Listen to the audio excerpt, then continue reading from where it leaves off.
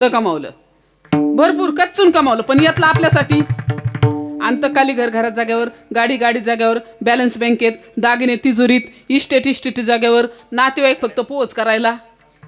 कोण येतं आपल्यासोबत? काय येतं? रात्रीच बायको सांगत होती तुमच्याशिवाय मी जगूच शकत नाही. म्हणते का नाही? म्हणत होती तुमच्याशिवाय मी जगूच शकत नाही. अशी असणार तुमची बायको, ती तरी आपल्यासोबत येईल का? कोण येतं? महिला मंडळी आहे का विश्वास? अहो, एक ब्लाऊज पीस यांना आणाय सांगितलं ना तर 15 दिवस लागतात, येत नाही. एवढं तर आपल्यावर प्रेम आहे का नाही? एवढं सगळं कोण येतं आपल्यासोबत? कोणीही आपल्यासोबत येत नाही, कुणी काही आपल्यासोबत देत नाही, आणि दिलंच तरी नेता बी येत नाही. कधीतरी जरा शुद्धीवर यायचं, कधीतरी शांत बसायचं, डोळे झाकायचे, कधीतरी विचार करायचा, खरंच काय बाबा आपलं इथं कोणासाठी पळतो आपण? काय संग येईल? आमचा परमार्थ असं सांगतो. आता तुम्ही म्हणता महाराज आपलं काहीच नाही, इथं कोणीच नाही, आपल्या संग काही येत नाही, मग आता आम्ही घरदार सोडून देतो, बायका पोरं सोडून देतो आणि हिंडतो टाळकुटी तुमच्यासोबत. ऐका, परमार्थ करण्यासाठी बायको सोडावी लागत नाही. महिला मंडळी, परमार्थ करण्यासाठी संसार सोडू नका, आई बाबा सोडू नका, मुलं बाळ सोडू नका, सासू सासरे सोडू नका, घर सोडू नका, गाव सोडू नका, मग संसारी असावे.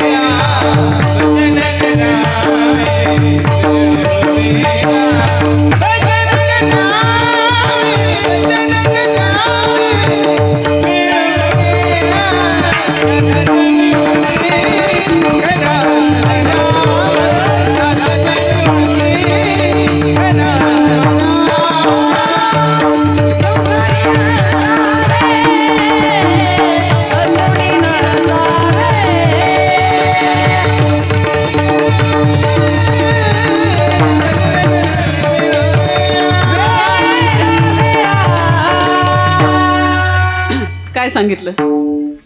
संसारी असावे असोनी नसावे, भजन करावे वेळवेळा. काय सांगितलं? संसारी असावे, संसारी एक नंबर करा, एक नंबर, पण संसारात गुंतू नका. देहाने एक नंबर संसार करायचा, उगा अडाण्यासारखं राहायचं नाही, येण्यासारखा संसार करायचा नाही, टॉपचा संसार करायचा एक नंबर. मी सगळ्या महाराजांच्या पेक्षा थोडं स्पष्ट बोलणार माणूस आहे. टॉपचा संसार करायचा, कारण इथं माणसं माणसाला किंमत देत नाहीत, माणसं माणसाच्या पदावर प्रेम करतात. करतात का नाही करतात? माणूस माणसावर प्रेम करत नाही, माणूस माणसाच्या धनावर प्रेम करतो, माणूस माणसाच्या सौंदर्यावर प्रेम करतो, माणूस माणसाच्या पदावर प्रेम करतो. का आपल्या? कोण आपल्यावर प्रेम करतं? अजिबात नाही. यस म्हणितो, या म्हणी, नो म्हणितो पुस ना. कोणी कोण विचारतो गरीबाला? अजिबात नाही. ऐका, आपण लहान होतो का? लहान परिस्थिती आपली नॉर्मल होती, गरिबी होती, आपल्याला एक ड्रेस होता, तोही मळलेला, पायात चप्पलही नव्हती. आईबाबांची नॉर्मल परिस्थिती, गरिबी होती, ते लोकांच्या रानात कामाला जायचे. आपल्या आईच्या अंगावरती 2 दडपे साडी असायची, बाबांची जुनी झालेली मळलेली कपडे असायची, लोकांच्या रानात काम करायचे. आपली परिस्थिती अशी. तेव्हा आपल्या मामांचं, आपल्या मावशीचं, त्यांचं लय भारी होतं. त्यांचा काळ चांगला होता का नव्हता? एक नंबर होतं. आपली ही परिस्थिती होती, ते जर समोरून आले ना आपल्याला कट मारून निघून जायचे, बोलत नव्हते आपल्यासोबत. आणि आपलं आज जरा बरं झालंय, जिथं साधंच 15x15 सफराचं घर होतं का तिथं आपली बिल्डिंग झाली. अंगणात भारी 4 व्हीलर उभी राहिली, अंगात भारी स्टारचे कपडे आले, खिशात 4-10 रुपये आले. आज आपला काळ बदलला, 1 नंबर झालं. आता लांबचे बी जवळ येतात, पाठीव थाप टाकतात आणि ओळख करून देतात. हे आमचे पाहुणे आहेत बरं का, हे आमचे पाहुणे आहेत बरं का. करतात का नाही करतात, अनुभव आहे का नाही आहे तुम्हाला. आपण स्वतः अनुभवलेल्या ह्या गोष्टीत. उदाहरण दुसरं सांगते. इथं उभं राहून खोटे गप्पा नाही मारता येत. पेपरला एक भारी फोटो आला होता, एवढा सुंदर फोटो होता, एवढा सुंदर फोटो होता. एक 60 वर्षाचे बाबा अंगणात पाटाव बसून सुनबाई साबण लावून आंघोळ घालत होत्या. असं चित्र बघा मिळतं का आता. कोण आंघोळ घालत होतं, कुणाला, सासऱ्याला. अंगणात पाटाव बसून साबण लावून सुनबाई आंघोळ घालत होत्या. किती भारी आहे. आता असं पाहायला नाही मिळत. जुना काळ होता, जुन्या काळात मोठमोठी खटली होती, खटली गेले कुटुंब आले, कुटुंब गेले जोडपे आले. आता तर हम दो हमारे दो, म्हातारा म्हातारे फेक.